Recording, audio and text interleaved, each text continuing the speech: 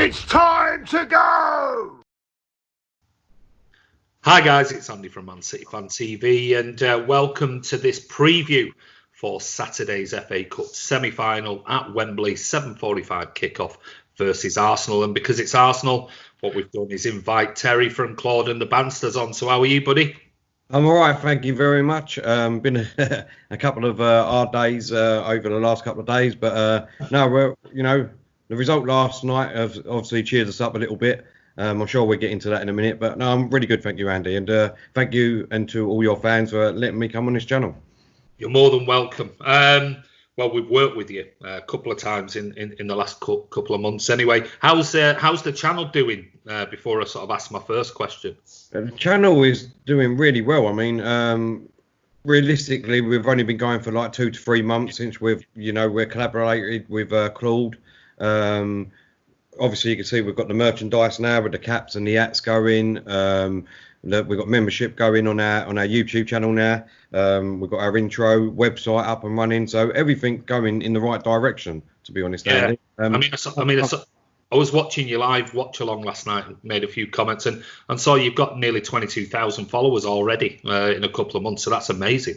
Yeah, I mean, obviously, like I said, we can't grumble. It has been hard over the last couple of days, like I said, with recent things that's happened. But as I said, we just can't grumble. You know what I mean? Everything seems to be going in the right way, Andy. We've got some great shows lined up, and especially the review the Premier League that we get representation of all the Premier Leagues, like yourself, Craig from Anfield Agenda, Lee Chappie from Leicester, all great people, and it's been a right laugh doing it, mate. Brilliant. Well, you mentioned that over the last couple of days. It's been a bit of a tough one, and obviously it's got a lot of publicity in the media and papers and you name it. Just want to ask, how's Claude doing? Obviously, on the night of it happening and it all blowing up, he was in a pretty bad way, to be honest. As you can imagine, it's quite hard to sort of talk about it without, giving your real true feelings, if you know what I mean. But at the moment, the last couple of days, he sort of picked himself back up. Obviously, he's got me and Diesel right beside him. I think this refutes any sort of questions that was asked of me and Diesel. We're just jumping on the bandwagon of Claude and his followers and all that, and we're just riding his coattail, if you know what I mean. But listen, at the end of the day, we're going to get him through it. We've had nothing but love and support. I must say to everyone, and get this message out there, that everyone, all the new followers that have come over, and the amount of support that have shown Claude that they love him as a person. They know deep down that he didn't mean that, or it should never have come out, if you know what I mean. I think everyone knows that. But all we can say is, and Claude will definitely come back in a couple of days. He just needs to get his head right. I think everyone knows about his mental health issues and things like that. So he just needs to get a couple of days clear in his head, and he wants to come on himself and just thank everyone for the support, because even though for every 1-8 message we're getting at least 10 fantastic, beautiful, loving messages coming in. So I just want to say thank you to everyone. Yeah, I mean, it's a difficult time. We all make mistakes. We all sort of, things get taken out of context, regardless of what the truth is. I don't know. But like you said, I think it's common knowledge that Claude has had some issues with mental health in the past, and things like this don't help. So I think I hope people really sort of think long and hard before they just jump on the bandwagon and be a keyboard warrior. And so hopefully, fingers crossed, Claude will be back soon on your channel. And we wish him all the best. And hope everything works out for you guys. But anyway, moving on to the game on Saturday, which is what we're here to talk about.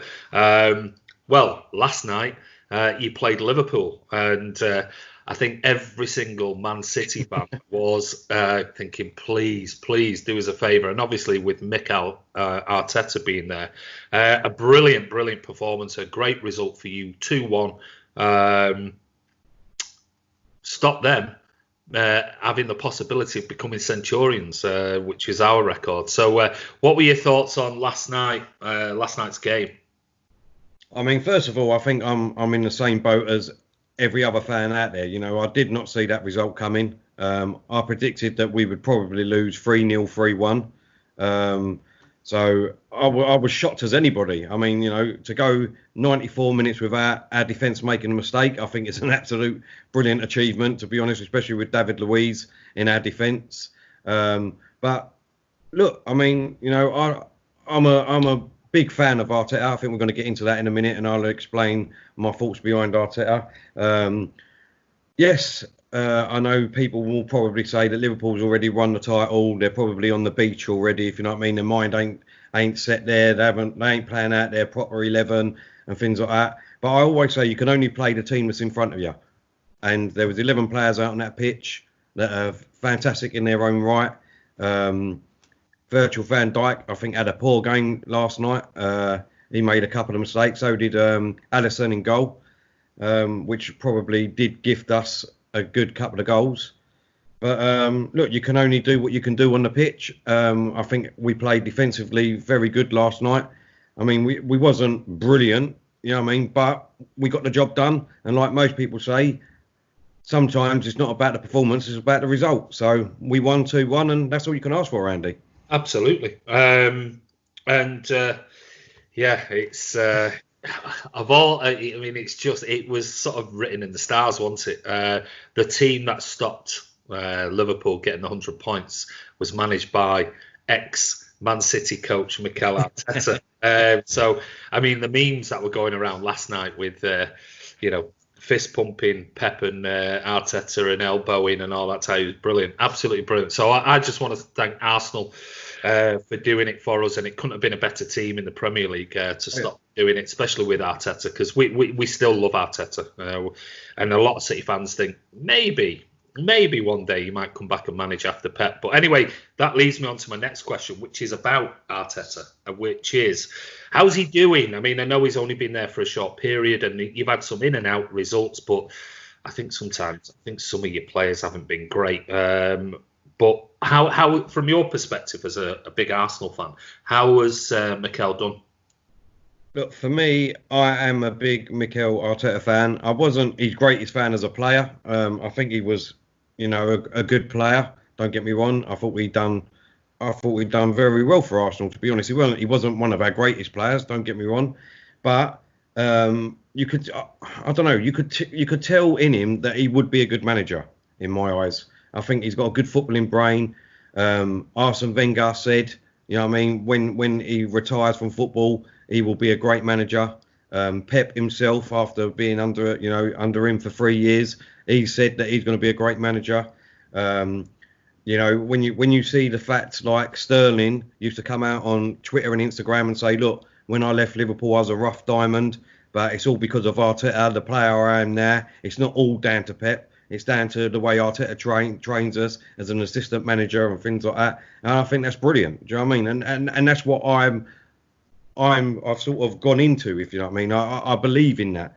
I wanted him since we lost 4-1 to Chelsea in Baku. I wish that Emery got sacked straight away then, and then Arteta could have come in and sort of tried to change the team a bit. But he's come in, let's be honest. He's come in. We've still got players from the Wenger era. We've still got players from the Emery era. These players ain't good enough. I think, you know, if all Arsenal fans sat down and was to break it down, there's at least, you know, 11 to 12 players that need to go in this squad. But if we're going to be realistic, especially with the virus that's, you know, the COVID-19 that's going around, I don't think there's going to be a lot of teams out there that's going to be able to go out there and spend in the summer. I mean, you only got to look at Liverpool fans that already saying and moaning, if you know what I mean, that they don't know if they're going to have any money to spend next summer when they've won the Champions League last year, they've won the Premier League this year. Where's all that money gone? Do you know what I mean? So Arsenal fans, I think, have got to be realistic. But for me, Arteta, I think he's brilliant, mate. I'm really behind him. I love his philosophy. I love the way he just acts. The same again with Arsenal players at the moment coming out on Instagram. Martinez, our goalkeeper, who's just come in for Leno, who's injured. He's doing a fantastic job at the minute. He's come out and said, we got a gist of what Arteta would do and could be like in here and training with us. It's just been fantastic. You know what I mean? It's just brought a whole new energy around the club, if you know what I mean. And I think Arsenal fans, you know what I mean, are jumping on the bandwagon too quickly for me. Do you know what I mean? He's been here, 6 months? 3 months of that has been the COVID-19, so we haven't even been playing. Yeah. Like I said just a minute ago, we've got the players from the Emery and Wenger era still. 11 of them need to go. We come back from the COVID-19. We get 2 players sent off, 3 players injured, and our squad ain't good enough already. So what more do Arsenal want? Do you know what I mean? Like Arsenal fans want? I don't understand it sometimes. He can only do and play with what he's got. Yeah, I mean, I know, and that's the thing. He's not even had a full couple of transfer windows or anything, nothing like that. So, God, Jesus. I mean, if you're wanting him out, if any Arsenal fan wants him out now, then, good luck for your future, because it's just going to be a Saka manager every 2-3 year type of club. And that's not what Arsenal's been about. And I know City players loved Arteta. Not just Sterling, loads of them loved him. And Jesus, if you become an assistant to Pep Guardiola, you must be good. You must be good. And I think Pep was absolutely gutted he left. He didn't stand in his way. He allowed him to go. So from our perspective, I hope he does really well for the next 2 years for you, and then we'll take him back as our manager. just to add on that, because I was asked a question the other day about Saka, a young player, Saka. Yeah. Why do you think he signed for Arsenal? And because a lot of clubs were sniffing around him, especially Liverpool and things like that. My personal opinion is I think it's all down to Arteta. His philosophy. He's obviously put his arm around him and said, "Look, I think you can be a star. Look what Sterling has turned out like at Man City and Sane and all these other players. If you stick with me and you believe in my plan and the way I want to play, my philosophy, then you can be, our next star player in this team." And I truly believe that he believes that. Well, you only have to look at, probably the greatest coach in world football, Pep Guardiola. He came into City.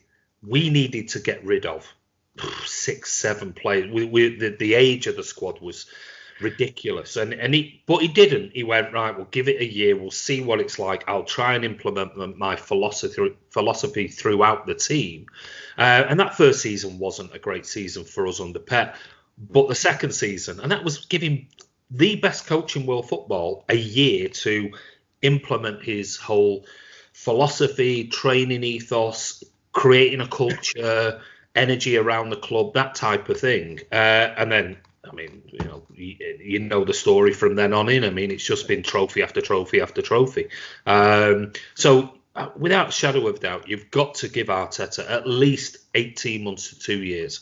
Okay. So a culture is not going to be made overnight. It takes time, and he'll want his player recruitment, brought into the club, his philosophy stamped on players, and then, like you said, get rid of the ones who are not buying in or not good enough to buy into the type of football he wants to play, which is very much, I'm sure, a Pep style of football. But we know we had to buy Ederson as a keeper straight away, just to try and implement from a goalkeeping perspective. Then we had to buy quick fullbacks, in Walker and Mendy and others. So I think he needs time. But anyway, I'm glad he's doing well. He seems a really, really nice guy, and he's learned from the best. So on to Saturday's game. Before I ask you for your lineup, what are your thoughts on it? Obviously, from my perspective, it's at Wembley. I would have liked it when everything happened to have had it in a neutral venue halfway. But as it stands, there's no fans going to be there, so it's at Wembley. It's in your sort of local vicinity. What are your thoughts on how Saturday could pan out, Arsenal versus Man City in the FA Cup semi-final? I think the first thing I should say, Andy, is that we done you a favour last night, so you can do us a favour.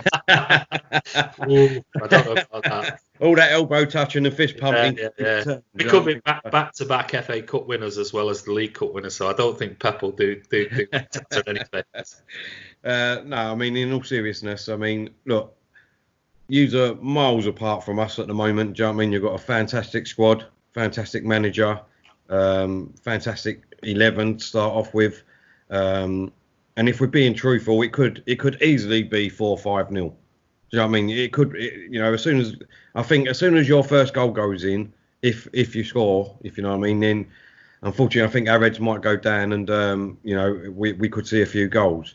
But if you take on last night, if Arteta picks the right team, if he leaves David Luiz out for me, because obviously what he done against yous in the league the other week when we lost 3-0, that 5 minutes of madness. I know that some Arsenal fans love him and think that his experience he should be in the team, things like that. But for me, it's just a big no-no. If we can leave him out, for me, if we play some of our young players that's got pace, that will go for it. The FA Cup's been kind to us over the last few years. I think we're the team that's won it the most times. If you look over the last few years, we've been the big underdogs. Even when we was in the final with Chelsea, when Wenger should have retired that season when he won it. I mean, everyone writ us off. And look what happened. Do you know what I mean? We beat them comfortably. I'm not saying that's going to happen by no means, but look, I believe in Arteta. If he picks the right team for me, and I mean, for that first 45 minutes when we played during the league, I mean, you were all over us, don't get us wrong, but I thought as a team, as a unit, we were solid, we was defending, and we kept you at bay for 40, 43, 44 minutes. And then David Luiz come on and basically gifted you the game. So, I mean, if he can do that on this Saturday, and we can keep it tight, and we can, keep in it at half time, then, we could go and nick it. Yeah, we could do. I think that's a big thing. I mean, obviously, there's going to be the Arteta Pep thing. Arteta is a winner. He's going to want to get one over Pep, and there'll be that healthy rivalry there between the two of them, without a shadow of a doubt.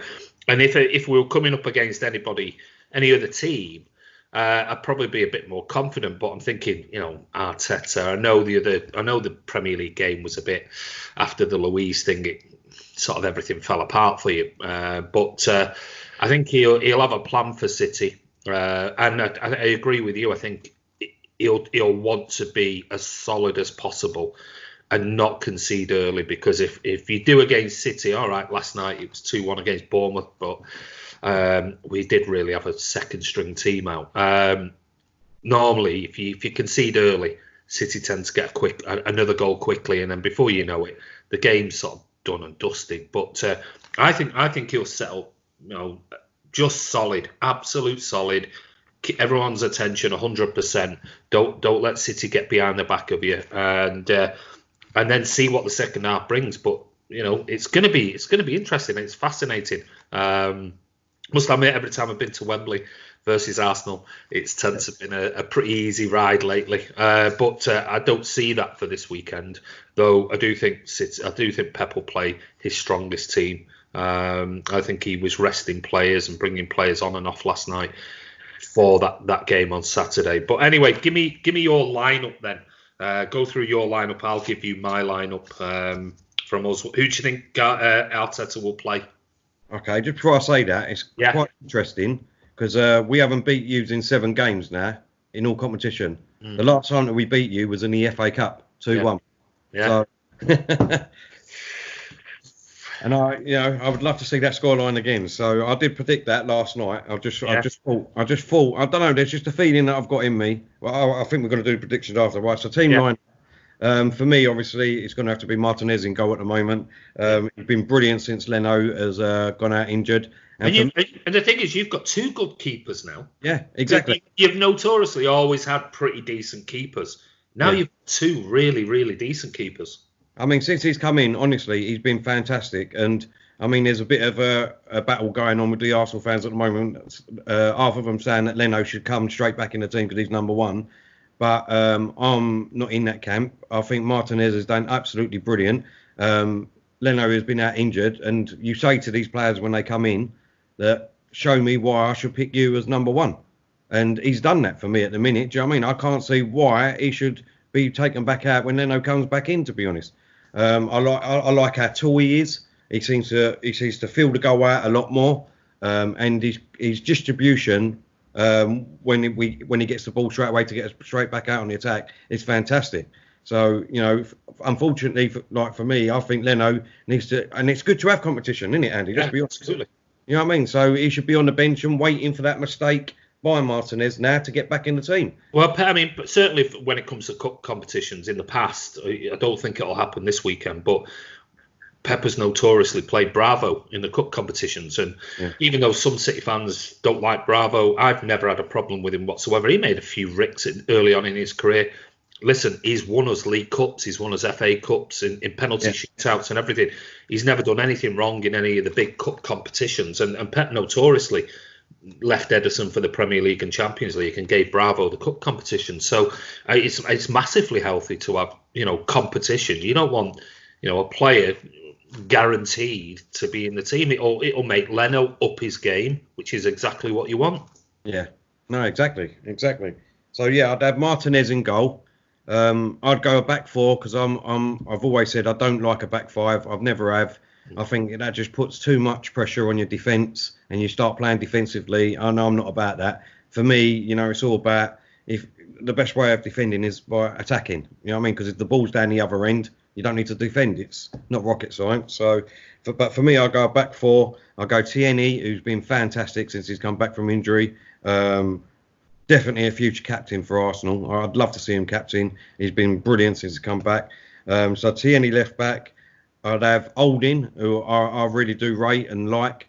He's unfortunate he keeps getting injuries. If he can stay injury free, and if we can get a bloody good defender next to him, he could turn out to be a great defender. He reminds me so much of John Stones. Yeah, that he's good on the ball and he's a decent defender, but it's just been injury after injury after injury. That's his problem. I think the only difference I would say with obviously Olding is that he's not had a great partner next to him either. I mean, every time we put a defender there, it doesn't matter who it is, they seem to have mistakes in them, which then generates him to make mistakes, if you know what I mean, which, it's just not right. If we can get a good defender next to him, I'd like to see how he would do, because I think he's really good. And I love what he done to Mane last night when he went in for that 50-50, pushed him on the floor and then just stared at him as if to say, don't care who you are, mate. Do you know what I mean? So that's what we need. We need a bit of that. So I'd have Olding, and at the moment we haven't really got a lot of choices to pick from, but I'd have Mustafi because under Arteta he has improved a bit. So, and with them two playing with each other, I think he's a lot more solid than any of the other defenders. And like I said, I don't even want David Luiz anywhere near my team on that game. And obviously, me personally, I think Bellerin's done all right, but I would set him.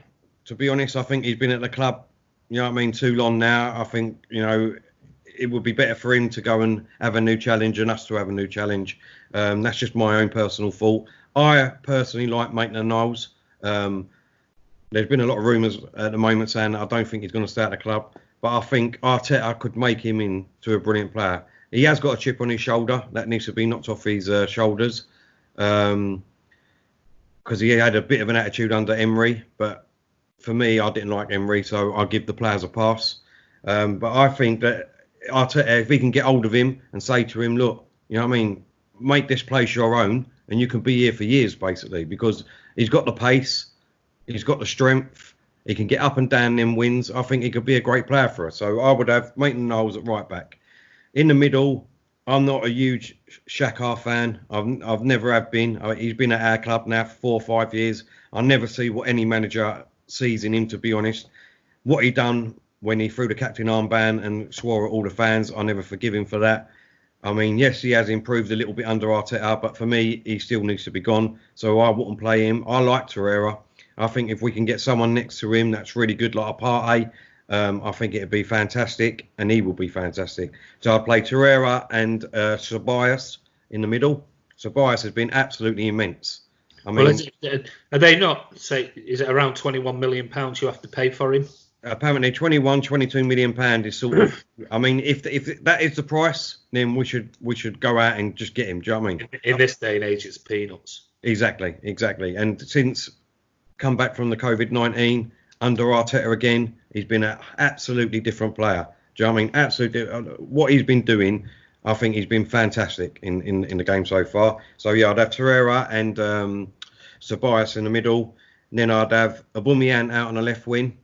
I'd have Pepe on the right wing. I'll play Jan Saka as a number 10 role because I think he's brilliant in that. I've liked the way that Arteta is utilising that. He can see potential in that. He needs to stick at that for me because he's young. He's got pace. He can get back and help out the midfield and defence. And also he gets us straight out on the attack. And then at the moment, I would have said Eddie, but the last couple of the games, I mean, Lacazette's done well. He's got 2 goals. He might be in a little goal run of form now. So I'll keep Lacazette up front. So that would be my 11. Decent 11. Okay, well I'll reel off mine, and I hate doing this, but I have to do it every time we do these previews with opposition fan channels, because you just can never ever predict a Pep lineup. It's impossible. It's virtually impossible. So I could reel off this, and it will be totally different. But I'm going to stick with Ederson in net.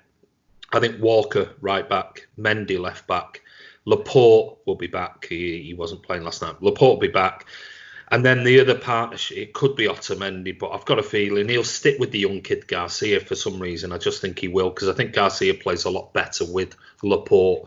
He came on last night as a sub, playing him in some weird right back, left back, centre back role, and it didn't work out at all. But then the back four was all completely different and all over the place. But I think he might stick with Garcia and Laporte as centre backs. I'm going to go for Rodri as a holder, because I think it'll be a little bit of a battle in that middle of the park.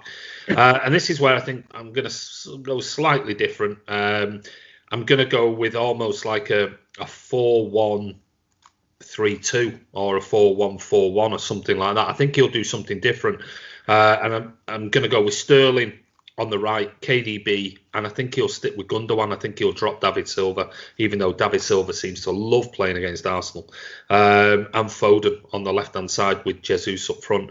And I think Foden and Sterling will mix and match, cross over in a 10, blah, blah, blah. KDB can get a little bit further forward because he has sat deep recently. I don't know. That's my guess. Mahrez could play. It could be anything. Bernardo could play, but he's not had a great season this season.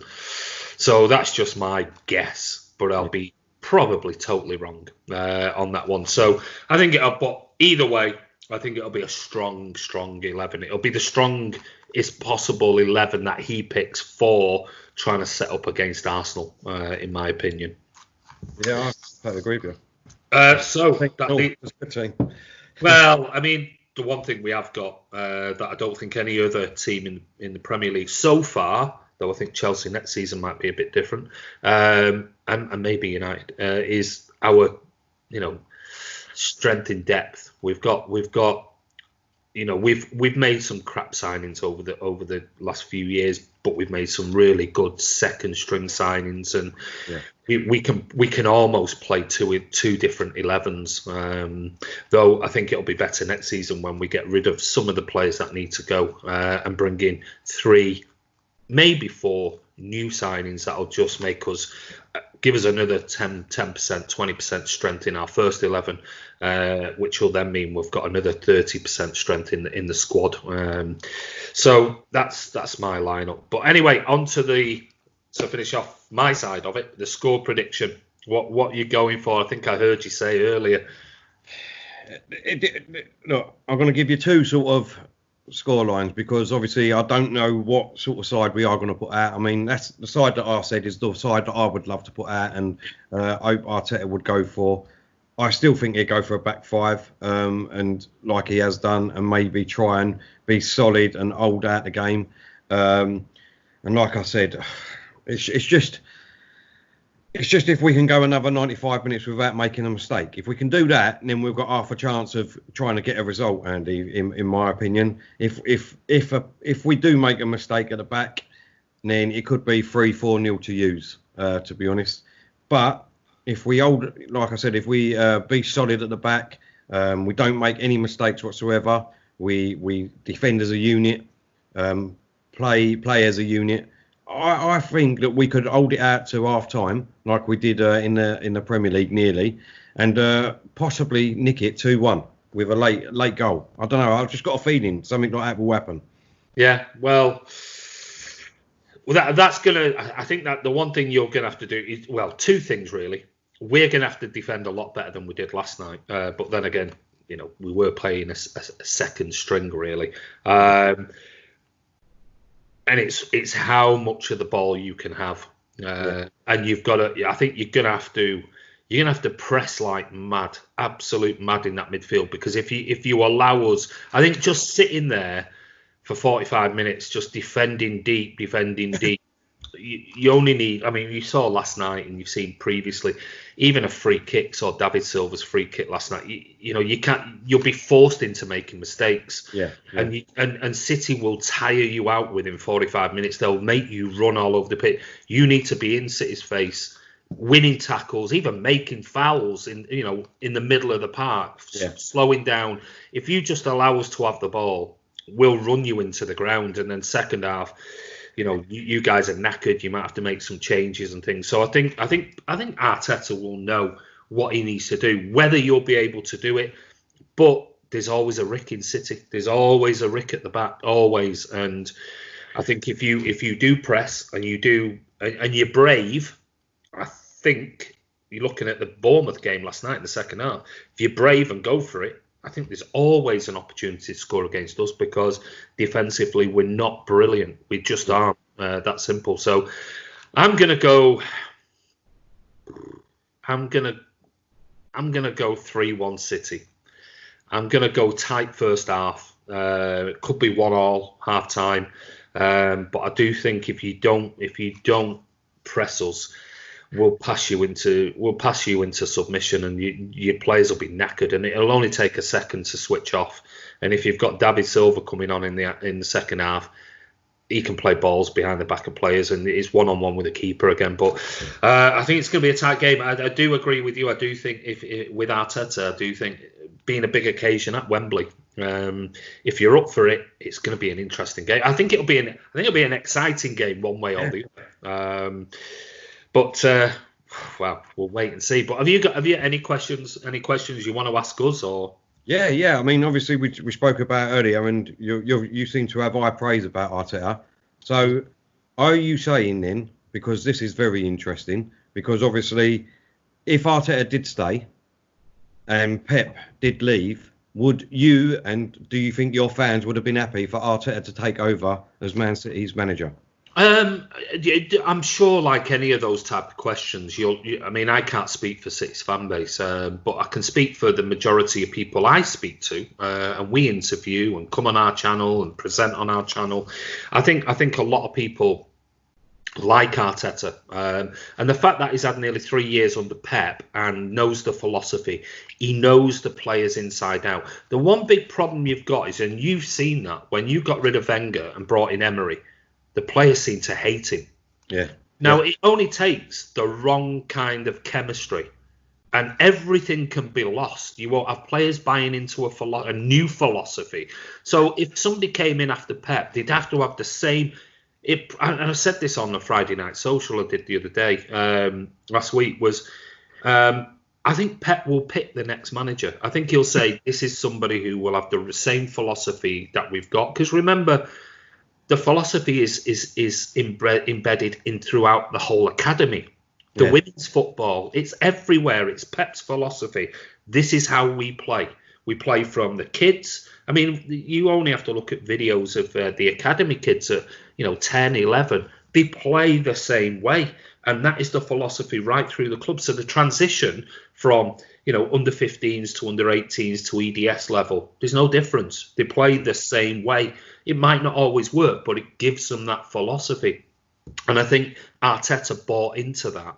and brought so much, and the players seem to absolutely love and respect Arteta. So apart from you might look at a Ten Hag or somebody like that, I think Pep will be the one that will go to Ferran and Khaldoon and Cheeky and go, Arteta's the next guy. It's a natural replacement for me.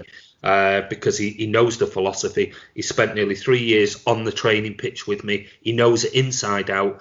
If you bring somebody else in, they're either going to want to implement their philosophy, which could easily work, but it might be completely different, which means then the whole academy system changes, everything changes. So, yeah, for me, I mean, there's rumour. The problem being at the moment is there's rumours that City have offered Pep an extended contract, and he won't. I don't think he'll sign anything yet. It'll be towards the end of the season if he does sign. But he's got 1 more year left. He said he's definitely staying, without a shadow of a doubt. I just think it all depends on if he signs, because as it stands at the moment, he'll want to go after Klopp. He'll want to win that Premier League back, and he'll want the Champions League, whether it be this season or next season. And if he hasn't won it then, maybe he'll go, I'll give it another year, 1 more year. But out of everybody, I think we've got the perfect replacement for Pep. Not this season, not next season, not the season after, but maybe in a couple of years' time. But that depends on how Arteta's doing at Arsenal. He could win you an FA Cup. He could get you in the Champions League next season. He could get you a good run in the Premier League title race or something like that. He might say, no, I found my place. Yeah. I'm happy here. So, yeah, I mean, with Arteta, I'd say there'll be many City fans that would be quite happy in a year or two's time to look at Arteta, how he's done at Arsenal, and have him at City. But I guess we'll wait and see. Yeah, no, I mean, so what would you say, Nin, to, I would say, after Arsenal fan base saying that he was just Pep's cone picker-upper? Oh, ridiculous. Absolutely. If any Arsenal fan thinks that Mikel Arteta was a cone picker-upper, they are delusional. They are absolutely delusional. He worked on the training pitch so much with the players. I cannot believe that an Arsenal fan would go, oh, he was a cone picker-upper for Pep Guardiola. Do you honestly believe that Pep Guardiola would employ as his assistant coach somebody just to pick up cones? He's our Dominic Torrent. He's got the new guy in at the moment on a 12-month contract. People he trusts. To work with Pep, he has to 100% trust in you like nobody else. And now, to be an assistant manager, that trust has got to be implicit. Absolutely implicit. Pep doesn't employ cone picker-uppers. He just simply doesn't. So anybody who says that is delusional. Arteta will have learned an invaluable amount of experience from Pep Guardiola. You couldn't even buy it. You couldn't even buy that if you wanted to. So it's just whether you will end up having the players that Mikel Arteta needs to implement the system he wants to play. And it's not going to happen this season. It's going to have to be implemented over the next 12 months, 18 months, like Pep did at City the first season he was here. Once he gets the players he wants, and it doesn't always happen overnight, because the board might say, no, you can get rid of 4 players, or you can have 2 players in. He might need 5 or 6. Yeah. Well, okay, his hands are tied, so maybe in the transfer window, what was the January transfer, maybe he might pick up 1 extra player, and then in this next summer 2 more players, and suddenly everything clicks. Yeah. And as long as there's harmony in the club, and I think that's been your biggest problem over the last couple of years, I don't think there's been any harmony within the player sort of squad and unit and everything. I don't think the players believed in Emery. And they're never going to play well. If they don't believe in the manager and the tactics, they're never going to play well. Don't care who it is. Exactly. I'm sorry. If City fans, if the City players didn't like Pep and didn't like him saying, you lose the ball, you better make sure you win it back in 6 seconds. Otherwise, I'm going to be all over you. And you need to do this, and you need to live your life right. And I'm pissed off that you're out doing this. And if they didn't like that, they wouldn't play for him. Exactly. They wouldn't. And then Pep would just end up having to wait 6 months till he gets rid of him. Yeah. So you need that harmony, and I think that's the one thing I think Arteta will bring. He'll bring the players he wants, and the players will want to play for him because I think he's quite a motivational guy. Do you know what, Andy? Speaking to you, honestly, is exactly the passion that I feel about Arteta at the moment, and what he could possibly do at Arsenal, given the tools, if our club back him. If they back him, and we give him at least, like you're saying, 2 years to change everything at our club, like you're saying Pep did, and that's what he said in his interview when he took the job. In my eyes, he said that in his interview. He said, if you want me to be here, then we've got to change everything from the bottom right up to the top. That's it. If you want a philosophy, that means it's got to be a long-term vision. But the owner has to buy into that. Kroenke and the others, they have to buy into that and trust him. I don't think they ever did that towards the end with Wenger. Even though Wenger was immense for you guys, don't get me wrong, he was immense, and he probably overstayed his welcome towards the end. But they never backed Emery, and they never gave him a long-term plan. And Arsenal need to stop being penny pinchers, and they need to invest, because unless you invest in a squad in this current era, you're never gonna win a Premier League. All right, Leicester won it; it was a one-off, but you're never really gonna compete consistently at the top level. So when you get fans going, "Oh yeah, well you just bought a title, Man City." There was a thing that came out on Twitter I posted from Kieran Maguire, and it showed you the spending in the Premier. It showed you transfer fees and wages since the Premier League started. Man, Chelsea were at the top. United were second, City were third, and Liverpool were fourth. Arsenal were way down here. So the way it stands at the moment, you've got to invest. And if that means you have to spend 150, 200 million quid on players to get the right players for the next 5-6 years, well, you think how much money that would recoup. But you've got to speculate to accumulate. Exactly. You can't just penny pinch and try and go, oh, well, we might get a League Cup, or we might get a top 4, or we might get... That's not going to bring in revenue. That's not going to bring you in £60 million a season from the Champions League, or, sponsorships because you've won this trophy and you've won that. All you're doing is you're surviving. Yeah. You're just surviving and finger crossing that some manager will, be a miracle worker that will get you into the top 4 or might get you to an FA Cup final. Or that's not how you want to be back in the big league. You've got to spend money. And the Liverpool fans go on about this, that, and the other. They've spent fortunes on a keeper, on a centre backs, on midfielders, and that is just the way the modern club is run. Yeah, your owners must back him. They must say to him, "We'll guarantee you 2 years." Because at the moment he's had no time. Give him 2 years. Let him implement a long-term plan, a strategy, and even if he says, "Look, it's going to take me 12 months." 18 months to get us anywhere near that top 4. Yeah. But after that, if you back me, I guarantee you we'll be top 4 consistently, challenging for the title or challenging for cups. But if the board don't back him, there's no chance for him. There is no chance. And all that'll happen is you guys will get pissed off. He'll go out the door. You'll bring another patsy in.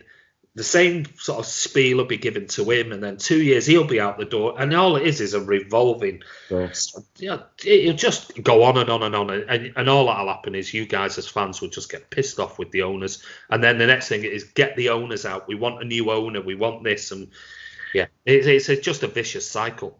Yeah.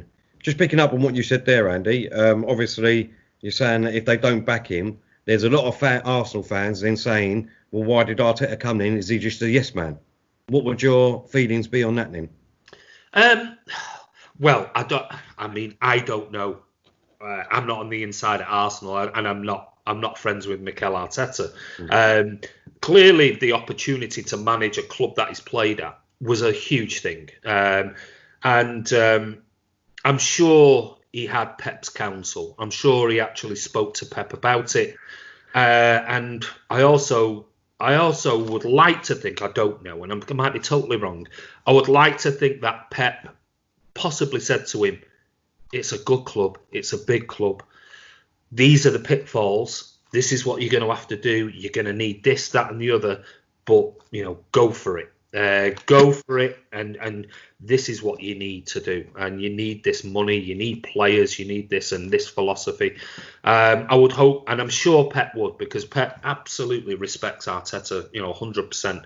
So I'm sure he would have sat down with Pep and had many, many conversations about before he even made the decision to leave.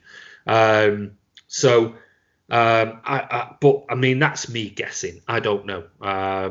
But I certainly don't think Arteta would go there as a yes man. I really don't. And watching his interviews, he doesn't come across as a yes man. And I think he'll be quite ambitious. And I think if he this season and maybe the first 6 months and next, if he shows the board, this is look at the philosophy.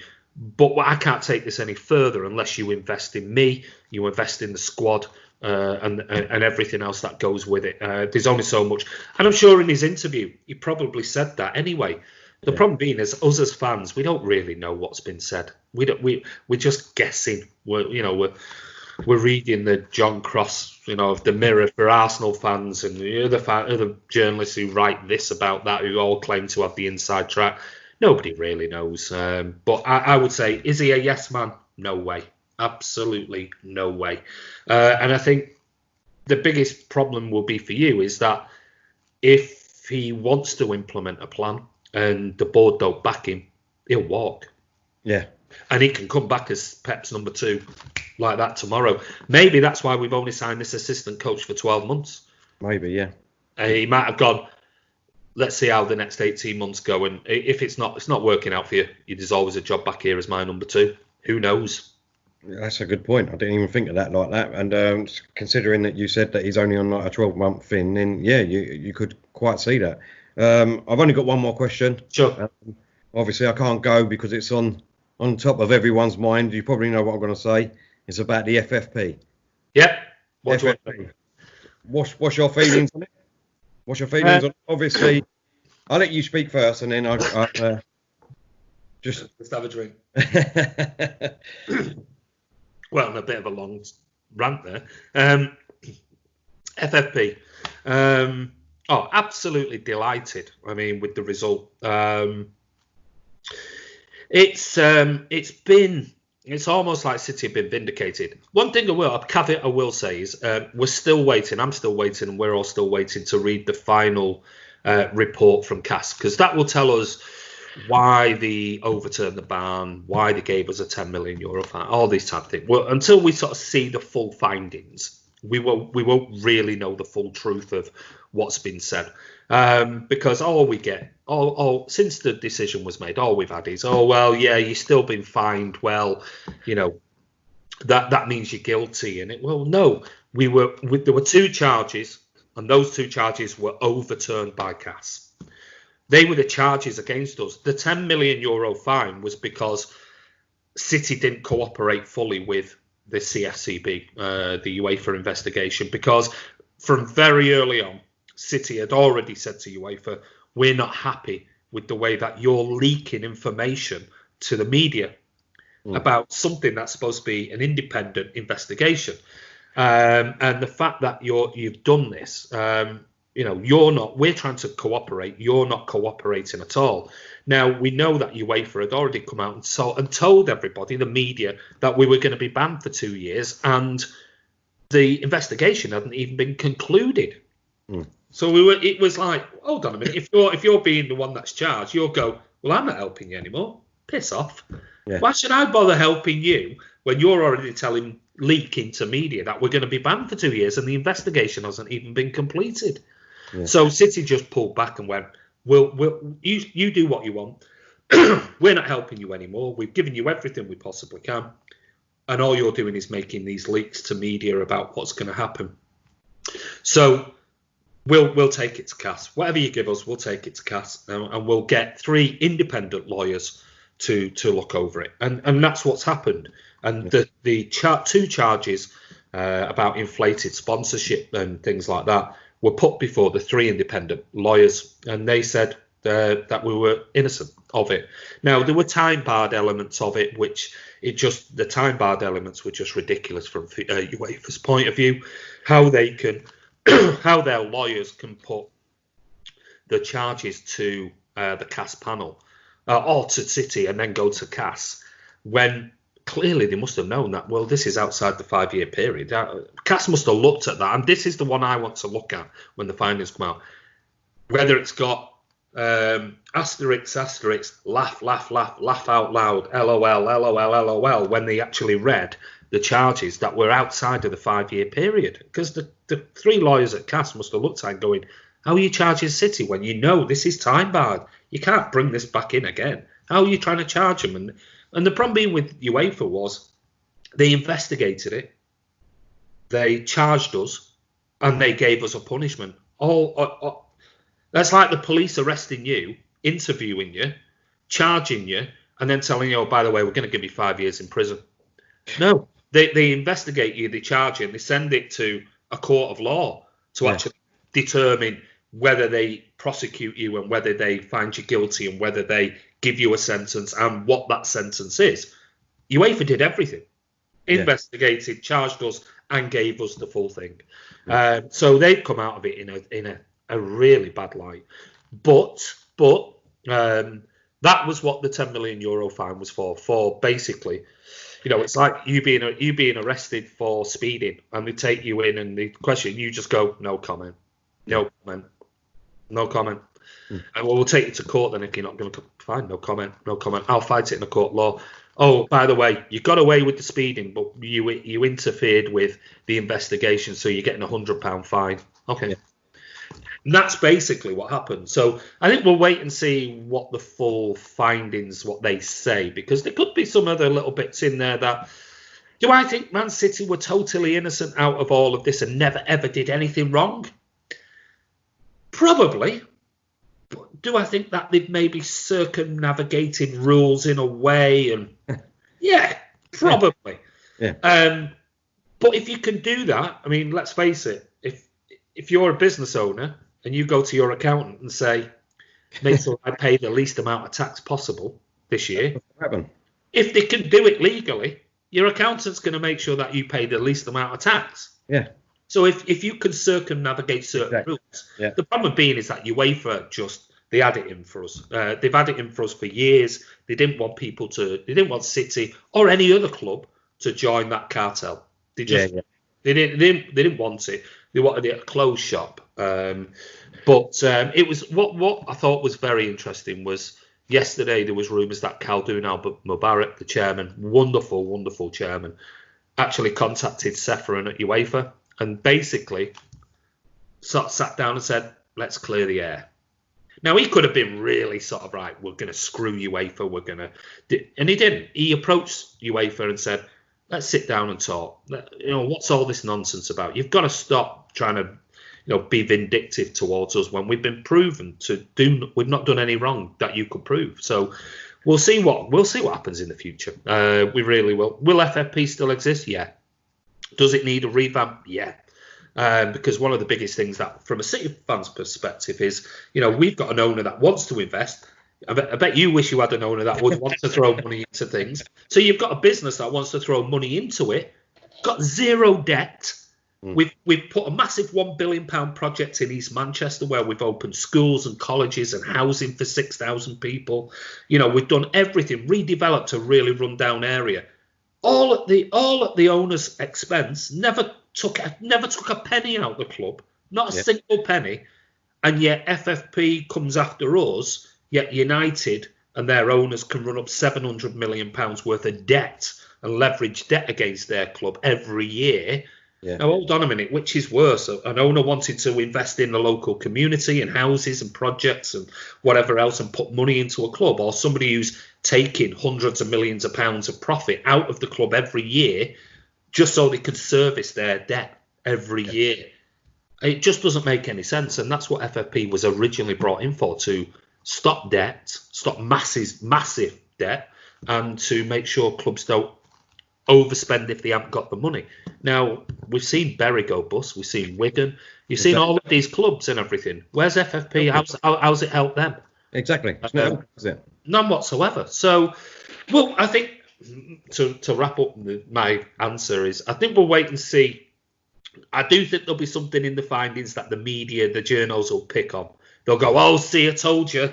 They didn't actually get exonerated because it says that they couldn't prove this. And they're just going to keep going at it because it gives them clicks, and that's all that they want in this day and age in the media. There's no more real investigative journalism anymore. Rarely. It's all just clickbait, clicks. That's all they want. Exactly. Now, my personal view on it, just quickly, is to be honest, I couldn't care about the FFP. I really couldn't give two craps about it, to be honest. I think what owners and clubs should be able to do with their money, I'm a bit like Claude, they should be able to do it. I mean, that's what you run a business for, is to make profit and to get bigger. I mean, you don't run it to make sure that, other people are going to, with no disrespect to other clubs or anything like that, you don't run your club to make sure that other clubs are going to be okay. Otherwise, they might as well be able to go and buy that club and run it all together. I mean, that seems a better option for me. My only thing about it is that I hate it because the FFP, that is because Arsenal fans seem to be the only one that's bothered about it. Whenever we talk about transfers and with money and things like that, all I hear is that, we've got to respect the FFP, and well, no one else seems to. I don't mean that. No, you're spot on. Yeah, everyone else seems to just go out and buy their players. The owners go out and they back their team, which is great. That's all we want. Yeah. Why are we bothered? And then the way I look at it, why are we bothered now about the FFP? With no disrespect to Man City, I don't care, if you get away with it. If you don't, it ain't going to affect my life. Nothing like that. But if we're only going to get a £10 million fine, if you know what I mean, then why not go out and spend 200, like you said earlier on, 250 million to make our team better again? Why not do that? I mean, the thing is, the income that Arsenal must generate year in, year out. I know season tickets and things, they don't account for much these days, and I do understand the concept. There's a balancing because you can't suddenly go, well, I'll tell you what, let's invest 200 million, and let's say your manager's crap and you don't make the top four. Well, suddenly you've lost the potential £60 million income from TV rights in the Champions League, and you're thinking, shit, that's not worked, and suddenly we're not in the top four, so we're not, and we haven't won a competition, so we can't get this in, and we can't, but I'm sure a club the size of Arsenal with their, fan base and the amount of money they charge their fan base and their sponsorships that they could bring in and renegotiating sort of kit deals and sponsorships of the stadium. I mean, you could go to the Emirates, and go, we want to renegotiate. Look at City from Etihad. We want parity. They might say, yeah, but you're not successful as City. And they go, well, all right, well, we want pretty close. Look at how many shirts we've sold. I mean, I'm sure you sold, as Arsenal fan base, sold 10 times more shirts than City have sold. Yeah. So we want this, and it's just whether I don't know, because I'm not an Arsenal fan, but I don't know whether your owners board want to actually invest money. Yeah, and that's the thing. I can't believe that you cannot go out and spend £70 million on a player. Because remember, that's amortised over 5 years, so it's not like it's an outgoing. And a lot of the time, you might pay 20 million the first year and 20 million the second, and 25. So you don't generally always pay the transfer fee in one go, and it's amortised over the 5 year period. And you're giving him X amount of money, which again goes towards that over a given period. So it's not like 300 grand a week and we paid 70 million. So all that comes off this year's FFP, 30%, you've got to, whatever. That's spread over the contract if it's a 5 year contract. So there's no excuse for Arsenal not to be able to spend 70 million on a player and 50 million on another player. There is no excuse for it. You're not a poor club. No. Your owners are very, very wealthy, wealthy, and you've got huge sponsorships, and you've got a huge fan base, and shirt sponsors. I just don't think they've ever wanted to. Now, I'm hoping for you guys with Arteta there, with a long-term vision, that they do actually invest with him. Will they? If they don't, you're just back in that circle again, and it's going to be the same argument over and over again. No, you're exactly right. Like you said earlier, you've got to speculate to accumulate, right? And the way I look at it is if Arteta has got a 4 or 5 year plan, which I fully would back, and if the board back him, look, like you said, you could go out and spend 200 million in the first window, maybe 150 in the next window, 100 million, you know what I mean? So then it sort of goes down, and then by the time 4 years come around, you probably only have to spend 50 or 60 million, because you'd only need that one player to freshen up your team and to carry on with the process, if you know what I mean. So even if you're spending it now, doesn't necessarily mean you're going to be spending it in 3 years' time.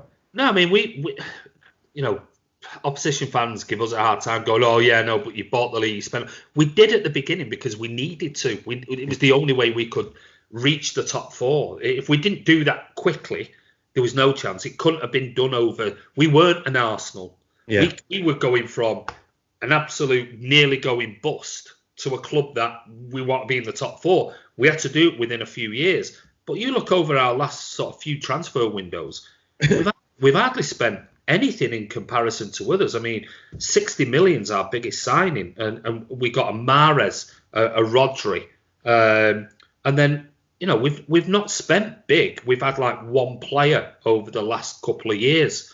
So that spending has slowed down significantly for us. All right, this season we will need to get rid of some players and we will need to invest again. But we did our spending years ago.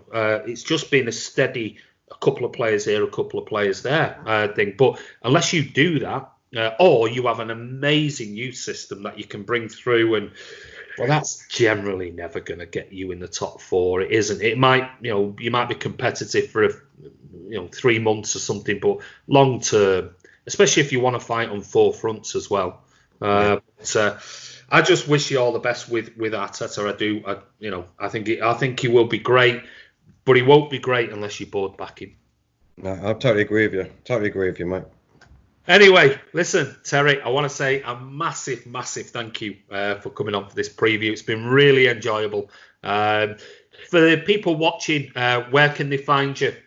We're on, obviously, Instagram, Twitter, Facebook, and YouTube under Claude and the Bansters. We've got our own website now, www.claudeandthebansters.com, where you can go over there, have a look at our website, buy all our merchandise. We're on all over platform. Me, myself, I'm on Twitter, at Imagooner, or on Instagram, I'm a Gooner Terry. And so you can find us all there, Andy. Brilliant. Well, listen, I'm sure you'll be doing a live watch along on Saturday.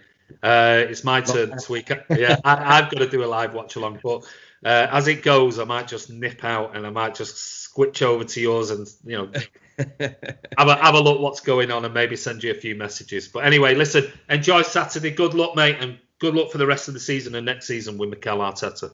Now, I just want to again thank you for inviting me on.